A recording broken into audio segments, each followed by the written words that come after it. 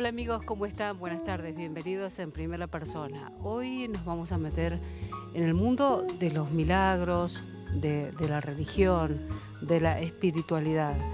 Lleva adelante nuestro entrevistado una obra magnífica que seguramente es Dios quien la puso en su camino. Estoy hablando del padre Osvaldo Escandura, párroco del Perpetuo Socorro de la parroquia de Chacras de Coria, pero que además tiene un recorrido muy largo en la Iglesia Católica, porque además él es licenciado en gestión educativa y ha estado muy vinculado también a la docencia, más otros cargos que tiene en la Iglesia. ¿Cómo estás, Osvaldo? Hola Karina, muy contento de estar en este espacio compartiendo con vos y con toda la audiencia para expresar un poco la vida, lo que uno vive, lo que uno comparte en la cotidianidad como cura, como hombre. Cada vez que hablamos de Osvaldo me preguntan si tenemos algún parentesco y yo te tuteo porque claramente que sí, es así. Nosotros somos primos segundos con Osvaldo, pero sí, claramente no tenemos una relación de juntarnos a comer, aunque deberíamos, Osvaldo, sí. Aunque deberíamos. Bueno, contanos cómo es esto que estás llevando adelante, una misión tan tremenda como la construcción de la iglesia de Carlos Acutis, la primera en el mundo. Bueno, esta experiencia de tener este desafío surge por un regalo muy bonito por parte de un grupo de personas que pensaron en la donación de un terreno con un proyecto, y en el camino se dio el regalo de que el arzobispo tuviera esta intuición, Monseñor Marcelo Colombo, de poner la mirada en el beato en ese momento, Carlos Acutis, señalándome que le parecía que era oportuno que esa capilla que había sido donado el proyecto estuviera bajo su advocación. Esto generó mucha inquietud. Los arquitectos se pusieron a trabajar pensando no simplemente en Carlos, sino en los jóvenes hoy, aquí y ahora. Hicieron distintas encuestas a los jóvenes y desde ahí se fue elaborando el proyecto que hoy se está plasmando en Chacras de Coria, un proyecto ambicioso, bonito, que tiene todo el tinte no simplemente de una obra material, sino que a la base de todo está la experiencia profunda de Dios que nos regaló este joven santo, San Carlos Acutis, en un camino muy sencillo pero profundo. Y entonces esta obra que se está llevando adelante quiere ser no simplemente una obra material, sino un homenaje a la vida, porque Carlos Acutis, con sus 15 años que fue llamado al encuentro con Dios, él desplegó la vida, honró la vida, la ofreció, la compartió, no perdía tiempo, ¿no? Y eso realmente me parece que esta obra quiere ser inspiradora para que la vida sea... Claro, hoy Carlos ya es santo,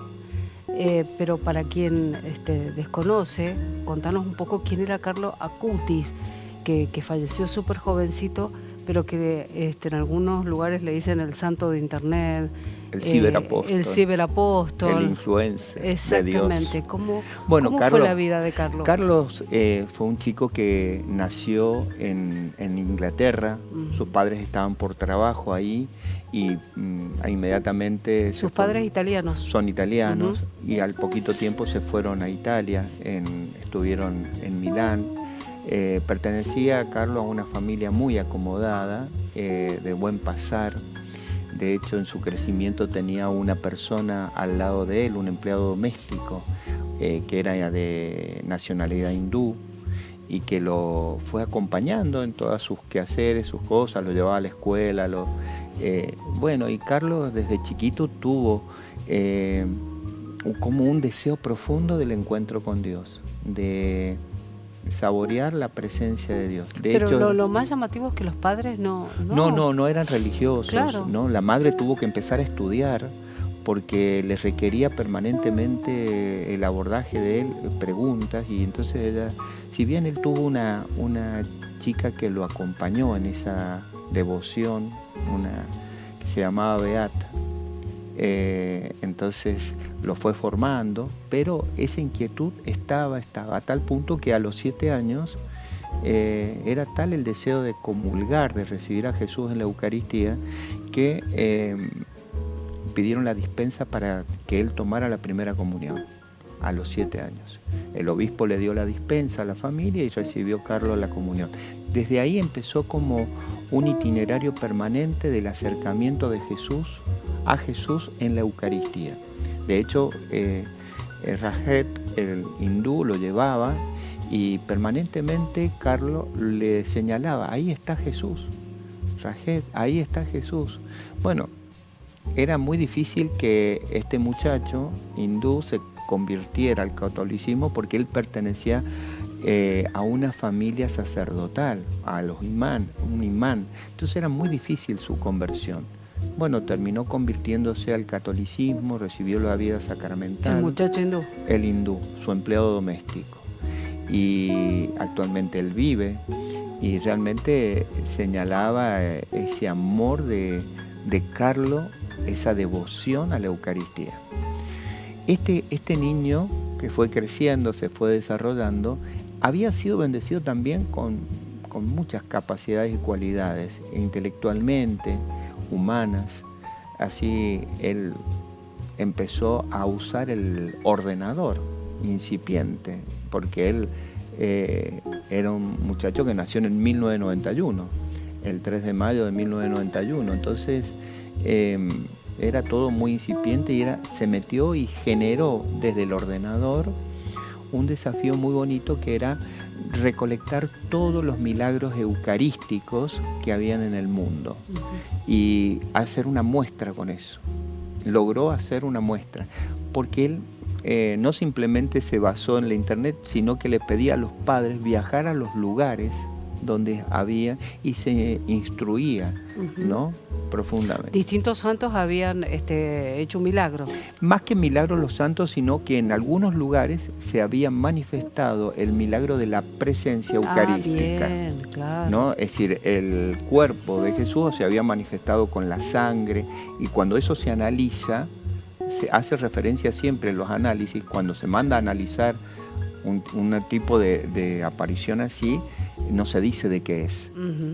Y después cuando sale que era de una persona que había sufrido mucho y que era de 30 años por ahí.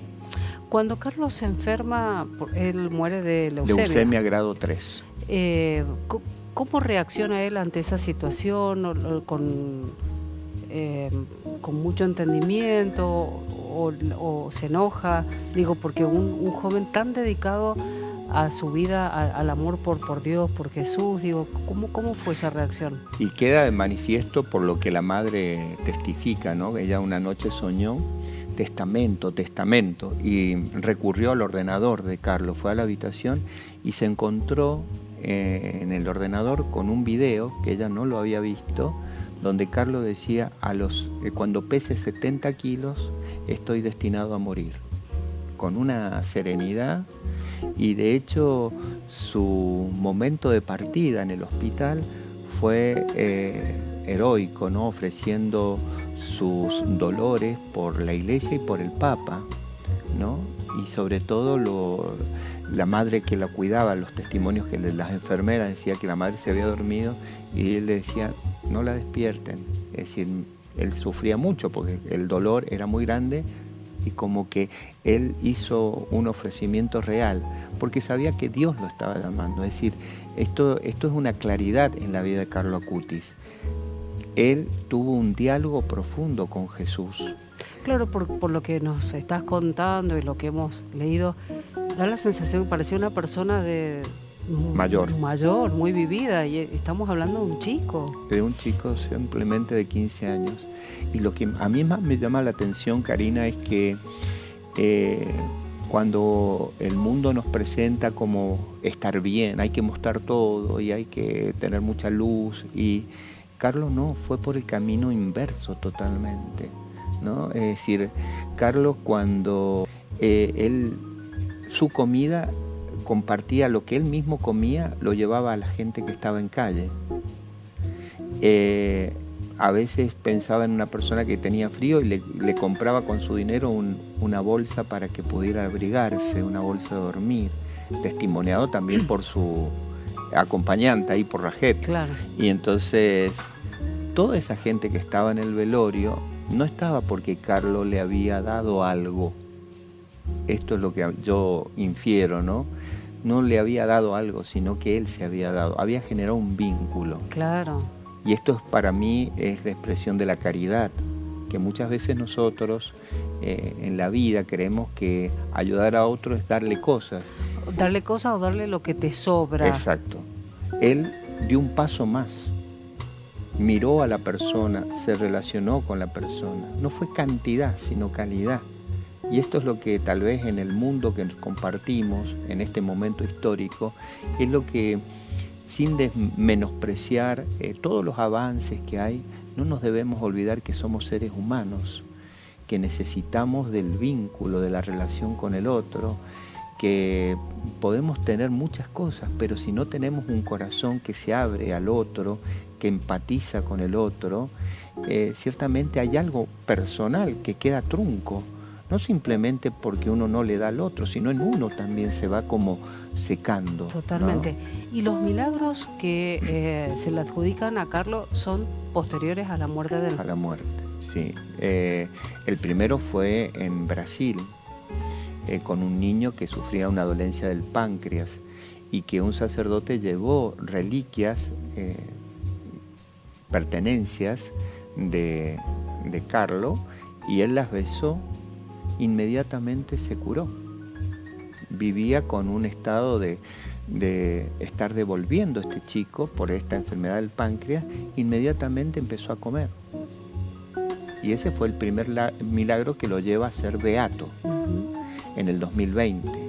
En el 2024 se produce el milagro de una chica de Costa Rica que estaba en Florencia, en Italia.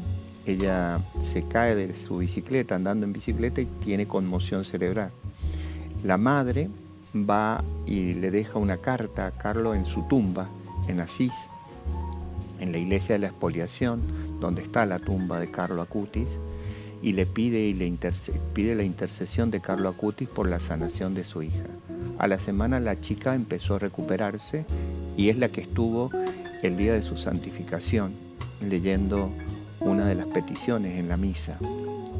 Así que, bueno, esos son los milagros que lo llevaron a ser santo, pero hoy hay muchas gracias que él está concediendo. Y testimonios, porque además, bueno, la mamá de Carlos te regaló este libro donde es impresionante la cantidad de testimonios, de relatos, sí, en una vida tan corta, digo, impresionante. Sí. La intensidad con la que él vivió fue, bueno, tomado por la gracia, pero ciertamente que él tuvo que poner lo suyo, ¿no? Porque Dios nos hace libres y nos hace desarrollar las potencias que Él nos ha regalado, que es la inteligencia, la voluntad, la emoción.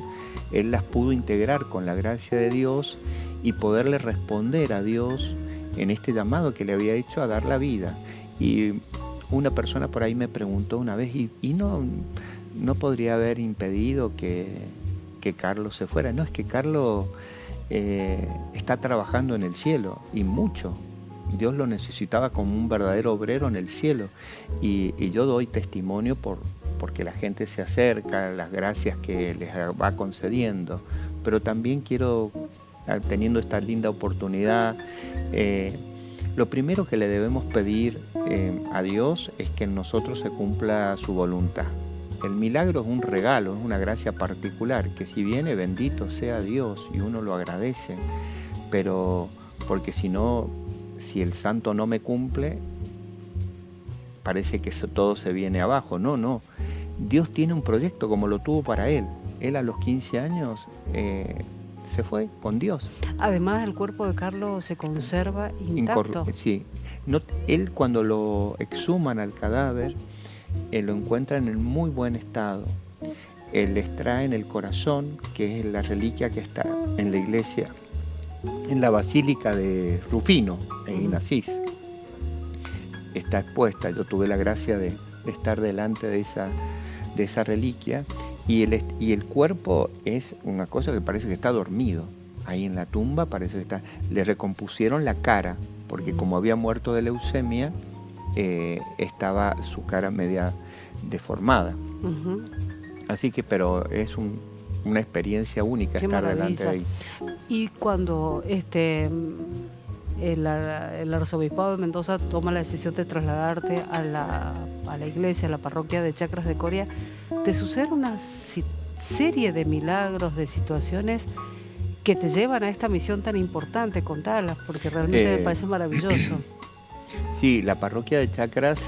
Además quiero decir que en las comunidades en las que estás, después cuando te vas te extrañan, sufren, porque has estado en Maipú, en la Candelaria hace muchísimos años, pero has estado en distintos lugares y de donde vas dejas un camino, una semilla. ¿Cómo fue esto? ¿Te sorprendió cuando te trasladan a Chacras? Y totalmente, no me imaginé que iba a ir a Chacras de Coria, porque... yo había estudiado, como vos señalaste, había estudiado educación, creía que iba a ir a un colegio, a una parroquia con colegio, y allá fui a Chacras de Coria y después de pasar de Corazón de María ahí fue una experiencia muy distinta, y Chacras de Coria tiene un marco de mucho silencio y yo me sentía que no pasaba nada ahí. Sin embargo, Dios tenía pensado que trabajara bastante y bueno, así fue. Empezamos el camino con el desafío de remodelar el templo, que en el marco de los 90 años que tiene esta parroquia, era un desafío muy lindo poderlo poner a punto, porque es un templo muy bonito, es un ícono para Mendoza y fue un desafío realmente interesante. Y ahí tuve la gracia particular de la acción del cura Brochero. Para mí fue el regalo, el plus en el camino de la reforma, porque la iglesia necesitó en su restauración un gran aporte de cemento, de hierro, de estructura, porque estaba muy endeble, estaba construida sobre el lecho de un río, pero también hay un dato muy bonito, que cuando descubrieron los cimientos nos encontramos que el cimiento de la parroquia estaba hecho con pirca. Y entonces los obreros decían, padre, antes había mucho tiempo para trabajar, se hacían las cosas muy artesanales. De hecho, bueno, le dije al arquitecto Fernando Raganato, que ya partió al encuentro con Dios, le digo, esas piedras que vamos a sacar de ahí, de ese cimiento, pues se hicieron aberturas, quiero que vayan al altar. 12 piedras que vayan al altar porque son los cimientos. El altar es la presencia de Cristo, así que el altar de la parroquia está hecho con 12 piedras y la piedra única de mármol, porque tiene que ser una piedra única para ser consagrado. Así que ahí el cura Brochero me hizo el milagro de que pudiera conseguir la posibilidad de cerrar la obra y que el constructor, que realmente fue muy benévolo, condonó la deuda que era inalcanzable en ese momento. ¿Y por qué decís el cura Brochero? ¿Cómo fue? Y el curita Brochero, yo había traído una imagen del cura Brochero y lo había llevado al monasterio de las hermanas carmelitas y le había pedido a las monjitas que le rezaran y les dije que si me hacía un milagro el cura Brochero, yo les iba a regalar la imagen. Así fue que... Porque faltaba plata para terminar la obra. Plata para terminar, sí. Y ahí fue el 3 de mayo, que coincide con el nacimiento, 3 de mayo del 2016, y Carlo Acuti había nacido también el 3 de mayo, así que todo coincide. El 3 de mayo yo presidí la misa en el monasterio de las Carmelitas, y el 2 de mayo el constructor, el empresario me dijo, me paga el último cheque y lo demás queda condonado. Y yo dije, bueno, esto es un regalo del cura Brochero. Así que se quedó la imagen en el monasterio. ¡Qué maravilla! ¡Qué maravilla! Y así, bueno, fuimos viviendo distintas experiencias. ¿Y cómo llega proyecto? El proyecto de levantar la iglesia de Carlo Acuti, como decíamos al comienzo, la primera del mundo, y además el apoyo del arzobispo Colombo para tremenda obra que además se está llevando adelante, todo con donaciones. Todo con donaciones, la providencia, ¿no? Bueno, el desafío para la parroquia de Chacra era tener otro espacio de culto, porque la capillita de enfrente de la plaza, la restaurada, por más que la restauramos, la ampliamos un poco, no responde a la cantidad de gente que va habitualmente. Bueno, lo charlamos, esa iglesia fue construida en medio de chacras y de fincas hace casi 100 años, entonces para esa comunidad estaba bien en ese momento. Pero hoy la demandaba hacer otro lugar. Y así, bueno, yo estuve desde que llegué buscando un terreno, un lugar para hacer otra capilla. Y bueno, no se daba. Y bueno, hace poco, en el 2021, hubo el ofrecimiento de un terreno con el proyecto para hacer una capilla. Bueno, lo recibimos del arzobispado, Monseñor Colombo lo aceptó y yo en el camino, Monseñor tuvo después de diálogos que tuvimos contando la realidad de lo que yo vivía en la parroquia, me dice, esa capilla tiene que estar bajo la advocación del beato, en ese momento, beato Carlo Acutis. A partir de eso se elabora el proyecto se lleva adelante, y bueno, nos encontramos con un hermoso regalo del desafío de empezar. ¿Ya lo conocías a Carlos? Tenías... Yo lo empecé a conocer ahí, es decir, claro. cuando el Monseñor me dijo, lo definió, yo empecé a interesarme por la vida de Carlos, y fue en ese año, en el 2022, que llevé las reliquias que estaban en ese momento, están en el seminario arquidiocesano, llevé un día las reliquias al templo, hicimos misa y fue un momento muy bonito y especial, ¿no? Acompañado con una presencia especial. La gente fue como también enamorándose de Carlo Acutis. Bueno, eso nos llevó a que el 12 de noviembre del 2023 pusiéramos la piedra fundamental en el terreno. 12 de noviembre. Fue para mí un momento también muy especial porque fue mucha gente en la procesión, éramos más de 200 personas y en el terreno mismo éramos como 500. Y cuando yo iba llegando al terreno en la procesión, me caí en la acequia de espalda y yo sentí que me caí en un colchón, ¿no? Que bueno, me levanté y no me había pasado absolutamente nada, me tuve que ir a cambiarlo, el obispo me estaba esperando para la misa, todo. Y cuando me saqué el celular que llevaba en el bolsillo, yo había puesto una estampita de Carlo Acutis. El celular se había llenado de agua y la estampita, que la llevo actualmente, está intacta. Yo sentí como que Carlo Acutis me cuidó y hoy puedo decir así realmente que él está presente, ¿no? Está presente en la gente, en la obra, en cómo se va llevando adelante, en los testimonios. ¿Y cómo fue el momento cuando fuiste a la santificación de Carlos? Eso fue también otro regalo más especial después de haber puesto la piedra fundamental. Todo el 2024 empieza todo el tema surge el milagro, el segundo milagro en esta chica y bueno, ya se apunta al día de la santificación y bueno, fue así que un grupo de personas, de hermanos, me regalaron con mucha generosidad y yo sorprendido, me regalaron la posibilidad de ir a la santificación. Estaba previsto para ir el 27 de abril, pero bueno, con el fallecimiento del Papa lo suspendimos y pudimos ir para el 7 de septiembre. Uh-huh. Y bueno, yo agradecido porque nunca había podido estar en una santificación ni en una celebración en Roma. Así que bueno, fue una experiencia de llegar a la Plaza de San Pedro con esa multitud de gente de todos los colores, situaciones, niños, jóvenes, gente enferma. Fue una experiencia de cuando el Papa hace la oración de la santificación, fue un aplauso sereno, pero un silencio que envolvió la multitud, que uno se queda... ¿Y los padres qué dicen? ¿Saben que estás llevando adelante esta obra? Sí, la mamá cuando pusimos la piedra fundamental, Antonia, porque el papá siempre es más reservado, uh-huh. No es que no, él es más reservado, Antonia es la que ha llevado adelante un poco. Antonia, cuando nosotros terminamos esa celebración, nos mandó por redes sociales un mensaje y en el mensaje decía claramente, ese lugar va a ser un faro de luz, un lugar de atracción para los jóvenes, pero un lugar para los santos.